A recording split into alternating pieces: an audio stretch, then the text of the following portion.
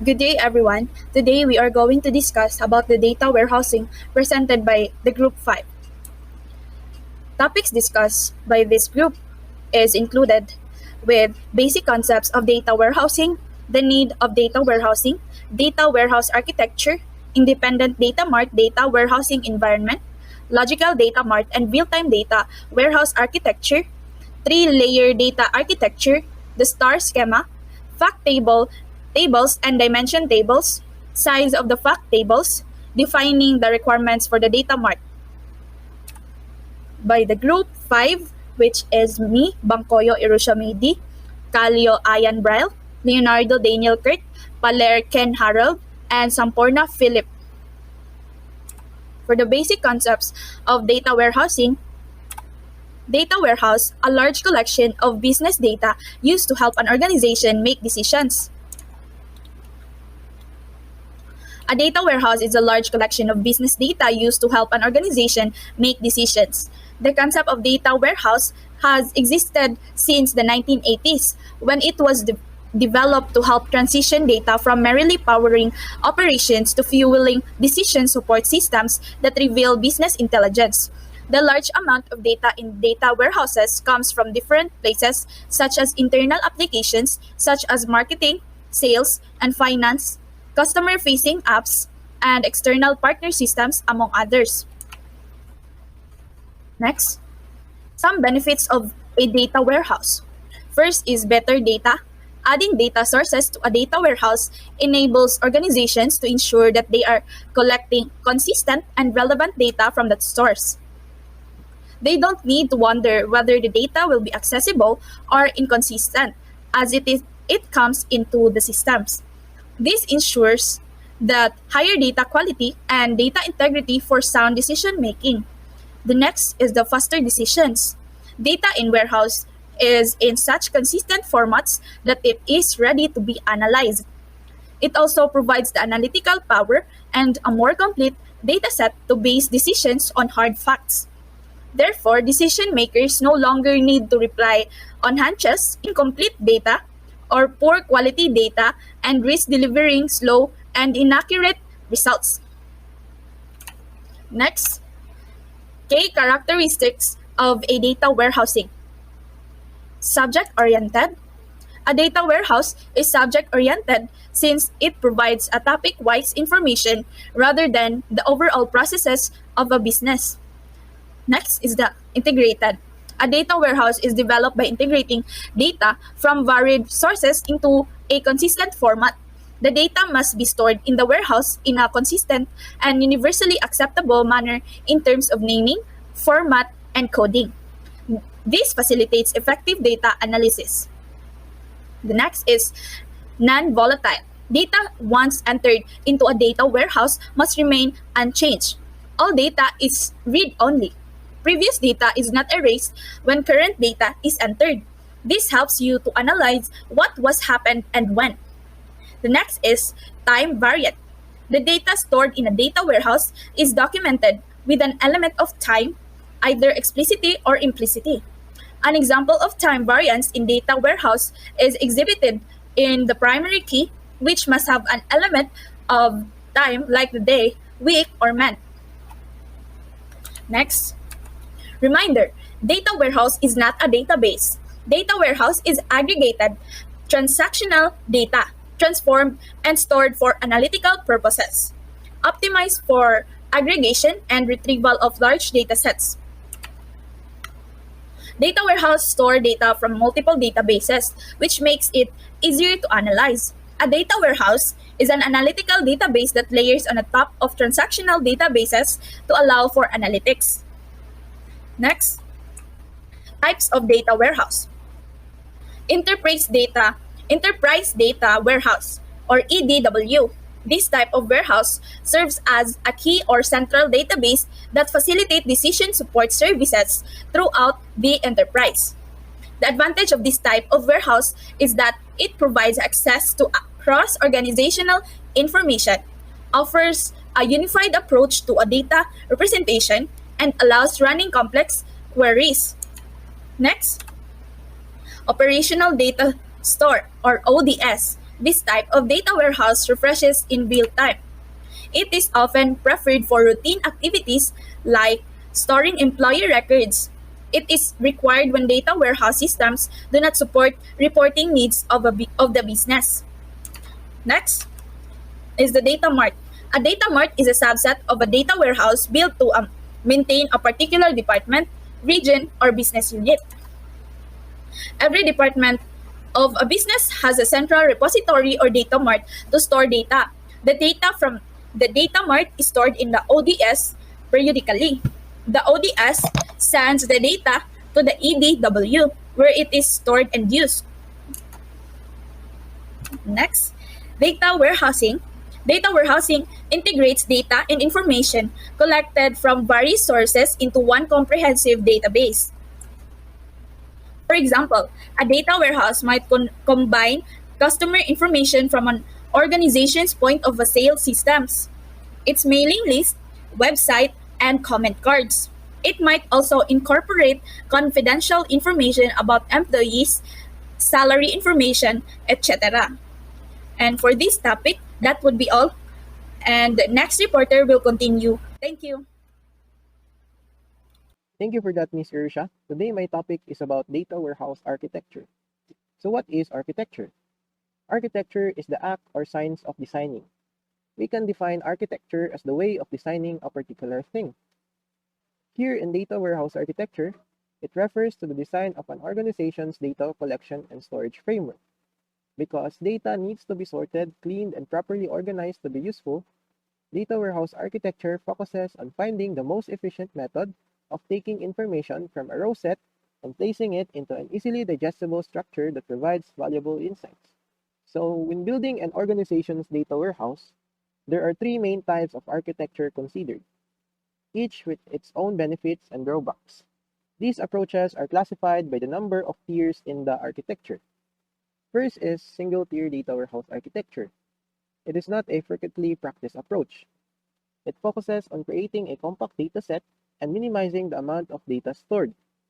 While it is useful for removing redundancies, it isn't effective for organizations with large data needs and multiple streams. And its primary disadvantage is that it doesn't have a component that separates analytical and transactional processing. So, in the figure shows that the only layer physically available is the source layer. In this method, data warehouses are virtual. This means that a data warehouse is implemented as a multi-dimensional view of operational data created by a specific middleware or an intermediate processing layer. The second is the two-tier data warehouse architecture. It includes a staging area for all data sources before the data warehouse layer. By adding a staging area between the sources and the storage repository, you ensure all data loaded into the warehouse is cleaned and in the appropriate format. This approach has certain network limitations. Additionally, you cannot expand it to support a larger number of customers. Three-tier data warehouse architecture. The three-tier approach is the most widely used architecture for data warehouse systems. Essentially, it consists of three tiers. First is the bottom tier, consists of the database where the transformed data is located. Second is the middle tier. It's the application layer that arranges the data to make it more suitable for analysis using an OLAP server. The third is the top tier. It's the front-end client layer where users can access and interact with the data using reporting tools, queries, analyses, or data mining tools. So as you can see here is the bottom tier, the middle tier, and the top tier. Moving on to the components of the data warehouse system. From the architectures I recently outlined, you notice some components overlap, while others are unique to the number of the tiers. Now you will find some of the most important data warehouse components and their roles in the system. First is ETL tools. ETL stands for extract, transform, and load. The staging layer uses ETL tools to extract the needed data from various formats and checks the quality before loading it into the data warehouse. The data coming from the source layer can come in a variety of formats. Before merging all the data collected from multiple sources into a single database, the system must clean and organize the information. I mentioned ko naman na. Okay, moving on to the next, which is the database. When creating a data warehouse system, it's essential to decide what type of database to use. The four options are relational databases that store data in tables, analytics databases that manages large amount of data for analytics, data warehouse applications that offer software and hardware for data management from third-party vendors, and lastly, cloud-based databases that hosted on the cloud. Each has its benefits and is suitable for different needs. So it's crucial to choose the one that best fits on your organization's requirements. Next is the data. The data warehouse is where clean and organized data is stored as a central repository, consisting of metadata, summary data, and raw data from multiple sources. Metadata simplifies data management, summary data speeds up query performance, and raw data is accessible for further processing and analysis. Next is the access tools. Users interact with gathered data through various tools such as reporting, OLAP, and data mining. Reporting tools provide visualizations like graphs and charts for tracking business performance, while OLAP tools analyze multidimensional data from different perspectives. Data mining tools examines data sets to identify patterns and relationships. Next is data marts. Data marts allow you to have multiple groups within the system by segmenting the data in the warehouse into categories. It partitions data, producing it for a particular user group. For instance, you can use data marts to categorize information by departments within the company. Moving on to the dependent and independent data mart within the data warehouse environment. Dependent data mart. It allows organizations to gather data from a single data warehouse, making it easier to manage and centralize data. There are two ways to create one, with one allowing users to access both the data mart and the data warehouse, and the only allowing access to the data mart. However, limiting access to the only data mart can lead to disorganized and mostly useless data, also known as a data junkyard. So in short, a dependent data mart is a useful way to centralize data, but it is important to keep the data organized to avoid creating a data junkyard. Next is the independent data mart. It allows smaller groups to input and analyze their data warehouse separately and autonomously, but it is not connected to a central data warehouse or any other data mart. However, creating independent data marts goes against the main motivation for creating or building a data warehouse, which is to provide a consistent and centralized store of enterprise that can be analyzed by multiple users with different interests who want wildly varying information. In short, independent data marts are useful for specific groups, but they do not align with the purpose of a data warehouse. So that's it for my topic, and let's move on to the next report. Thank you. Thank you, Mr. Paler. And now, to continue Mr. Paler's report on data marts and data warehouses, we're now going to talk about logical data marts. The ideal approach to incorporate the data mart concept into your data warehouse is to construct one or more logical or virtual data marts. As you can see, the logical data mart is inside the data warehouse, and it helps it to become complete. What is a logical data mart? A logical data mart is a data mart that allows us to make a virtual view of a subset of the data, allowing us to rearrange things and make it multiple user or department specific, eliminating the need for massive data loads, data cleansing, and other necessary transformations. Regular data mart costs typically from $10,000 upwards, and it takes a setup time of 3 to 6 months. There are things like separate hardware and storage that are needed to be prepared. However, logical data marts are virtual, thus considerably lowering the work and money needed for setting it up. So, what is a logical data mart? So, imagine that you have different types of toys like cars, dolls, blocks. And now, let's say you want to organize the toys even further based on their colors. You decide to create the different groups for the toys of different colors. So, in a regular data mart, you would physically separate the toys based on their colors. For example, you might have one box for red toys, another box for blue toys, and so on. Each box represents a different data mart, and each data mart contains only the toys of a specific color. So as you can see here, this box contains only red and this box contains only blue.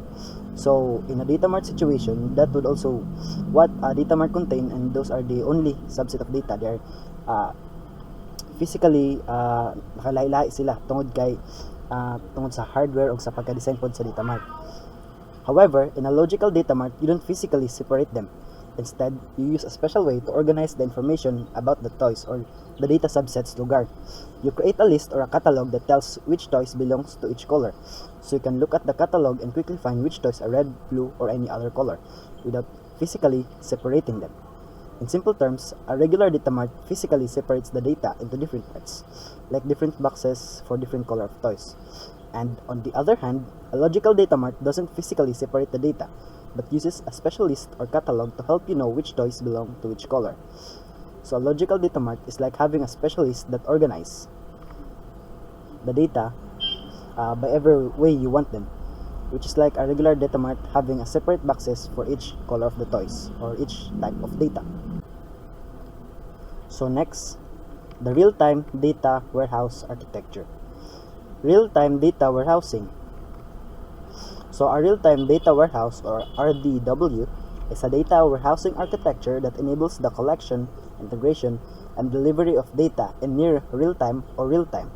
It is designed to provide up-to-date and timely information for operational reporting, analytics, and decision-making processes. So a real-time data warehouse architecture is ang kuan lugar atong data warehouse lugar ng environment typically loaded siya periodically lugar, such as daily or weekly to batch processes. So minana ang kuan data dili permi updated lugar. Nakaingon dari, it reflects a snapshot of the organization's data at a specific point in time. However, with the increasing need for real-time insight and faster data-driven decision-making, the concept of real-time data warehouse has emerged. A real-time data warehouse enables to capture and process of data in real-time and near real-time, allowing organizations to have more current and dynamic information available for analysis. It involves the following key components. So before we talk about its key components, this is an interpretation of data warehouse and real-time data warehouse. As we can see here, the data warehouse can be seen as a drawbridge. It is usually closed and it can be opened once a day. Mo lugar na katong kuan batch lugar nga pag open niya nga batch processes. So once a day siya magload. So once a day lapod makalusot ang information lugar through sa bridge. However, a real-time data warehouse is like a modern bridge that doesn't need to be drawn. So never siya nga mo-stop ang information flow. So ang cars or sa atong kuan and data and information mag-flow ra siya through sa ato ang data warehouse kada every second or every minute. So mo siya nga matawag nga real time siya compared ani nga gasalig lang ka sa snapshot lugar kay once a day or once a week ra siya ma-update. Mo ni ang key components sa real time data warehouse architecture. First, data ingestion. The first stage of real-time data warehouse process is data ingestions. This involves obtaining data from various sources such as internet over devices, database systems, and web blogs. The collected data is stored in a staging area before it is processed and loaded into the data warehouse. Data processing.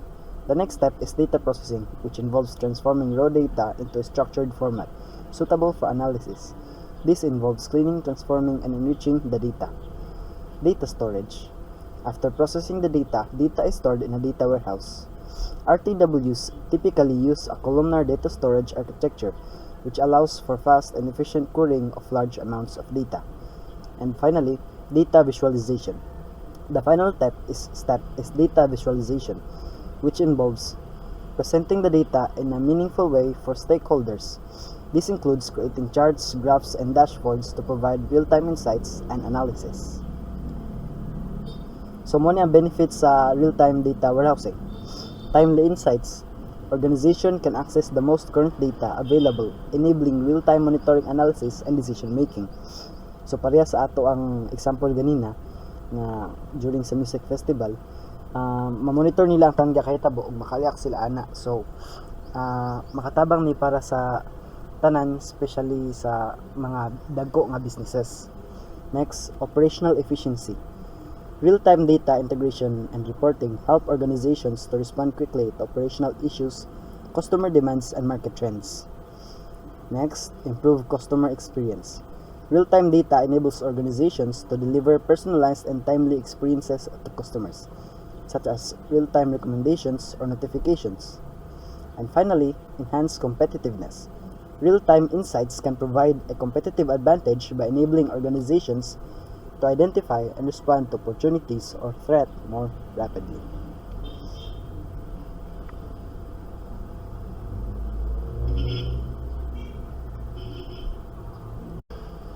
So that's it for real-time data warehousing. Next, let's give it up for the next reporter, Mr. Leonardo. Mr. Leonardo, we're ready to listen. The three-layer data architecture. Data architecture is a crucial aspect of any organization's information management strategy.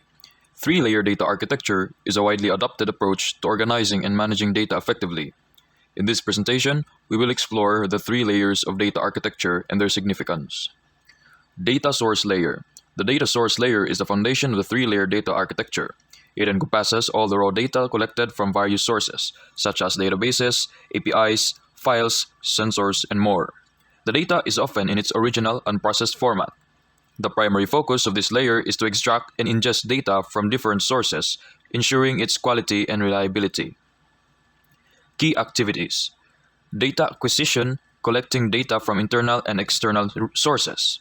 Data integration, combining data from multiple sources into a unified format. Data cleansing, identifying and correcting errors, inconsistencies, and duplications. Data validation, ensuring data accuracy and completeness. So overall, the data source layer acts as the entry point for data into a data architecture, acquiring data from various sources and preparing it for further processing and analysis. It involves tasks such as data acquisition, extraction, transformation, integration, and security to ensure that data is ready and accessible for downstream consumption. So moving on, data integration and transformation layer. The data integration and transformation layer sits above the data source layer. Its primary objective is to process and transform the raw data into a format suitable for analysis and consumption. This layer performs data cleansing, enrichment, normalization, aggregation, and other transformations as needed. The transformed data is often stored in a data warehouse, data lake, or similar storage systems. So key activities. Data transformation, converting data into a consistent, standardized format. Data aggregation, combining and summarizing data for reporting and analysis purposes. Data enrichment, enhancing data with additional information such as geolocation, demographics, or derived metrics. Data indexing, organizing data for efficient retrieval and querying.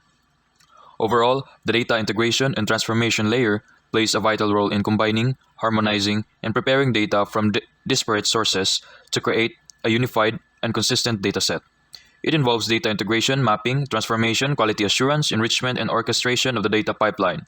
The output of this layer is a refined and standardized dataset that can be consumed by downstream applications, analytics engines, or storage systems. So the data presentation layer. The data presentation layer is the topmost layer of the three-layer data architecture. It focuses on delivering data to end users in a user-friendly and actionable format. This layer enables users to visualize, analyze, and interpret the data effectively. Common tools used in this layer include dashboards, reports, data visualization, software, and self-service analytics platforms. Data visualization, representing data using charts, graphs, maps, and other visual elements. Report generation, creating structured reports for regular and ad hoc analysis. Self-service analytics, empowering users to explore and data analyze data independently. Data storytelling, communicating insights and finding through narratives and visualizations. So overall, the data presentation layer serves as a bridge between users and the underlying data, providing a visually appealing and interactive interface through which users can interact with and make sense of the data. Its design and functionality greatly influence the user's experience and usability of an application or system. Benefits of three-layer data architecture. Improve data quality and integrity. Simplified data integration from diverse sources. Enhanced data accessibility and usability. Facilitates data governance and compliance. Enables effective decision-making and insights generation. So, in conclusion, the three-layer data architecture provides a structured approach to manage and leverage data effectively. By organizing data into distinct layers, organizations can streamline data processing, improve data quality, and enable actionable insights. Adopting this architecture can contribute to a data-driven culture and foster innovation within an organization. So, the star schema. A star schema is a widely used data modeling technique in data warehousing. It provides a simple, intuitive structure for organizing and querying data efficiently. In this presentation, we will explore the star schema, its components, benefits, and use cases. So the star schema. The star schema is a dimensional data model consisting of a central fact table surrounded by denormalized dimension tables. It is called the star schema because the diagram of its structure resembles a star, with a fact table at the center and dimension tables radiating outwards. So this is the diagram of the star schema. In components of star schema. The fact table. The fact table represents the central focus of analysis in a star schema. It contains the numerical measures or metrics of interest, such as sales revenue, quantities, or time durations. The fact table typically has foreign keys to connect to related dimension tables. So the dimension table. Dimension tables provide descriptive attributes that provide context to the measures in the fact table. Each dimension table represents a specific aspect or category such as time, geography, product, or customer. Dimension tables have primary keys that are referenced as foreign keys in the fact table. Primary key. A primary key is a unique identifier within a dimension table. It ensures each row in the dimension table is uniquely identifiable. The primary key of a dimension table is referenced as a foreign key in the fact table. So this is the sample diagram. So the foreign key. A foreign key is a field in the fact table that references the primary key of a dimension table. It establishes the relationship between the fact table and dimension tables. The foreign key allows data to be linked across tables for analysis and reporting. Benefits of star schema. Simplicity. Star schema provides a simple, intuitive structure for data modeling and analysis. It is easy to understand and navigate, facilitating faster development and maintenance. Second, query performance. The denormalized structure of the star schema reduces the number of joins required for querying data. This leads to improved query performance and faster response times. The last one is simplified aggregations. Aggregating data in a star schema is straightforward due to the denormalized design. It allows for efficient calculations of sums, averages, or other aggregated metrics without complex joins. So the use cases of star schema. The first one is business intelligence. Star schema is commonly used in BI or the business intelligence applications for analyzing business data. It enables users to slice and dice data across different dimensions such as time, geography, or product categories. The second is data warehousing. Star schema is a popular choice for designing data warehouses. It supports efficient data integration, reporting, and analytics in large-scale data environments. So in conclusion, star schema is a powerful and widely adopted data modeling technique. It simplifies data analysis, improves query performance, and supports business intelligence and data warehousing applications. Understanding star schema helps organizations. The fact tables and dimension tables. The fact tables and dimension tables are key components of a schema in a data warehouse. A fact table contains records that combine attributes from different dimension tables. These records allow users to analyze different aspects of their business, which can aid in decision making and improving the business. The fact table. The fact table is a central table in the data schemas. It is found in the center of a schema or a snowflake schema and surrounded by a dimension table. The fact table stores quantitative information of analysis that is not arranged. The fact table is a primary table in a dimensional model. It also contains measurement, metric, and quantitative information. And characteristic of a fact table. The following are some of the characteristics of a fact table. So let us know the outrigger dimensions. Outrigger dimensions are dimensions that refer to any other dimension table. Keys. Each fact table has a key that is made out of primary keys from all of the dimension tables connected to the fact table and concatenated key is one of such key that specifically identifies the row of the fact table. Additive measures. The fact table's attributes may be entirely, partially, or not at all additive. Measures that are applied to all dimensions are referred to as fully addition or additive measures. Quasi-measures are those that store the fundamental unit of measurement for any business process, whereas semi-additive measures add measures to some dimensions but not to all. Fact table grain.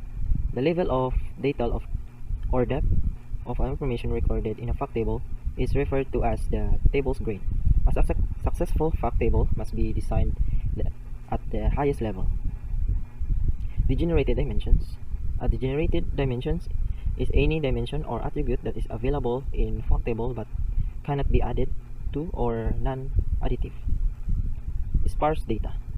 Some records in a fact table have the characteristic with null values or measurements, which means that the information they contain is not given or provided.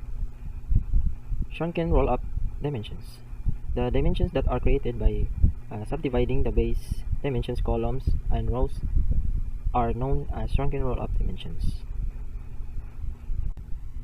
And in the fact tables, they have types of facts, three types, and that is additive, non-additive, and semi-additive. So additive, all dimensions should be multiplied by measures, and non-additive measures may be introduced to some dimensions in this type of data but not to others. Semi-additive, it keeps track of some fundamental business process metrics. Example from the actual world include orders, phone calls, and sales. So, what is dimension table? Dimension tables, on the other hand, provide the context of and background information for the measures recorded in the fact table. One of the main difference between fact tables and dimension tables is that dimension tables contains the attributes that the measures in the fact table are based on. So, characteristic of a dimension tables. The following are some of the characteristic of dimension table. First, relationship between attributes. Second, record. Third, keys. Fourth, normalization. Fifth, attribute. Six, drilling down, rolling up. And seven, the last one is attributes values. Okay, relationship between attributes. Although they are all included in the same dimension table, the attributes in it typically do not have a direct relationship with one another. Records. The dimension table contains more characteristics than records. Third, keys. The main key is required for every dimension table in order to help uniquely identify each entry. Normalization. The dimension table is not normalized because doing so splits the data into different tables and makes it more difficult for queries to execute quickly because they must go through these extra tables to retrieve measurements from the fact table for each corresponding attribute in the dimension table. Attributes. Because the dimension table has so many attributes, it looks to be expanding horizontally. 6 is the drilling down, rolling up. The presence of attributes in the dimension table enables the extraction of information by drilling down from a higher level to a lower level or by rolling up from a lower level to a higher level of the attributes. Last one is the attribute values. The majority of values in the dimension table are expressed as text rather than numbers. So in the dimension table, there are 9 types of dimensions. So first is the shrunken roll-up dimensions. Shrinks the rows and columns of the base dimension are divided into roll-up dimensions. For creating aggregate fact tables, several types of dimensions are helpful. Second is the outrigger dimensions. There could be a reference in a dimension to some other dimension table. Outrigger dimensions are the name for these extra measurements. Use of these dimensions should be prudent. Role-playing dimensions. A single specific dimension can be mentioned more than once in a table structure since each mention points to one of the table dimensions logically separated rows.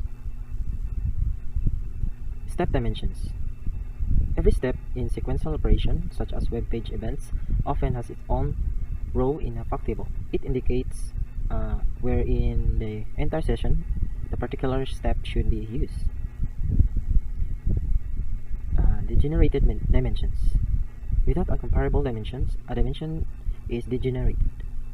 It is employed in construction at the gathering of fact tables for snapshots. Since it is taken from the fact table, this type of dimensions does not possess its own dimension. Conform dimensions refer to the very reality of conform dimensions. This dimension is utilized in data marts or schemas with more than one star. Junk dimensions. It consists of a group of randomly chosen transactional codes flags or text properties. It might not logically fall under one dimension. 8 is the dimension to dimension table joints. There are many there may be references to certain other dimensions in a dimension. Outrigger dimensions, however, can be used to model these interactions. Swappable dimensions. They are applied when various iterations of a single dimension are paired with the same fact table. So this is the example of dimension tables and fact tables and dimension tables rather. As you can see, the fact tables is at the center and surrounded by one or more dimension tables. So as you can see, the primary key of the every dimension tables is in the is linked to the fact tables as a foreign keys, because as the definition says, is every the fact tables typically contains one or more foreign keys that link to the dimension tables. So as you can see, the primary key store key, the primary key of the store, which is the store key, is in the fact table, which is turned into the foreign key of fact table. Time key, which is the primary key of the time dimension table. Product key, which is the primary key of product dimension table. And customer key, which is the primary key of the customer dimension table. And these foreign keys form basis of the relationship between fact table and dimension tables. And summary. In summary, fact tables contain the quantitative data that are used in analytical queries and reports, while dimension tables contain the descriptive attributes that provide context for the data in a fact table. Together, the fact tables and dimension tables form the backbone of a data warehouse and enable efficient analysis of large volumes of data. Okay. Let's move on to the size of the fact table. The size of the fact table in data warehouse or data mart is an important consideration in database design and performance optimization. The size of the fact table is determined by several factors, including the number of rows, the number of columns, and the size of the data stored in each column. And here are the key points, some key points about the size of a fact table. First is the number of rows. The number of rows in fact table represents the number of individual facts or events being measured or recorded. For example, in a sales data warehouse, each rows in the fact table may represent a specific sales transaction. The more transaction or events captured, the larger the fact table. Second is the number of columns. The number of columns in fact table correspond to the different dimensions or attributes associated with each fact. Dimensions provided additional context to the fact. Dimensions provided additional context to the facts and allow for analysis from different perspectives. Common dimensions in the sales fact table could include table, product, date, stored, and customer. More dimensions generally result in wider fact tables. Third is the size of the store. Size of data stored. The size of data stored in each column in the fact table can vary based on the data type and level of data captured. For example, numeric data types typically require less storage space compared to text or character data types. Additionally, storing higher level of detail, such as capturing timestamps instead of just date, can increase the size of the fact table. Fourth is the granularity. The granularity of facts being captured also impacts the size of the fact table. Granularity refers to the level of detail and at which the facts are recorded. A higher level of granularity, such as capturing individual sales at the product and transaction level, will result in a larger fact table compared to aggregating sales data at a higher level, such as daily or monthly totals. Fifth is the compression techniques. To optimize storage and query performance, compression techniques can be applied to reduce the size of the fact table. These techniques aim to eliminate redundant and repetitive data and use efficient encoding schemes. Common compressions methods include run length encoding, dictionary encoding, and columnar compression. Six is the data archiving and partitioning. In cases where the fact table becomes very large, the archiving and partitioning strategies can be employed.